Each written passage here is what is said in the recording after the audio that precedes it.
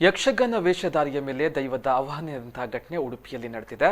ಉಡುಪಿ ಜಿಲ್ಲೆಯ ಬ್ರಹ್ಮಾವರದಲ್ಲಿ ಈ ಘಟನೆ ನಡೆದಿದ್ದು, ಯಕ್ಷಗಾನ ಪಾತ್ರಧಾರಿಯ ಮೇಲೆ ಧೂಮಾವತಿ ದೈವದ ಆವಾಹನೆಯಾಗಿದೆ. ಬ್ರಹ್ಮಾವರದ ಅಯ್ಯಪ್ಪ ಸೇವಾ ಸಮಿತಿಯ ವತಿಯಿಂದ ಹಟ್ಟಿಯಂಗಡಿ ಯಕ್ಷಗಾನ ನಡೆದವರಿಂದ ದೈವ ದೃಷ್ಟಿ ಎಂಬ ಯಕ್ಷಗಾನ ಪ್ರಸಂಗವನ್ನ ಆಯೋಜನೆ ಮಾಡಲಾಗಿತ್ತು. ರಂಗಸ್ಥಳ ಪ್ರವೇಶಕ್ಕೂ ಮುನ್ನ ದೈವದ ಯಕ್ಷಗಾನ ಪಾತ್ರಧಾರಿಗೆ ಧೂಮಾವತಿ ದೈವದ ಆವಾಹನೆಯಾಗಿದೆ. ಈ ಸಂದರ್ಭ ಗುರುಸ್ವಾಮಿ ಆಗಮಿಸಿ ಪ್ರಸಾದವನ್ನ ಹಾಕಿದ ನಂತರ ಪಾತ್ರಧಾರಿ ಶಾಂತರಾಗಿದ್ದಾರೆ. ಈ ಘಟನೆಯ ವಿಡಿಯೋ ಸದ್ಯ ಸಾಮಾಜಿಕ ಜಾಲತಾಣದಲ್ಲಿ ವೈರಲ್ ಆಗ್ತಾ ಇದೆ.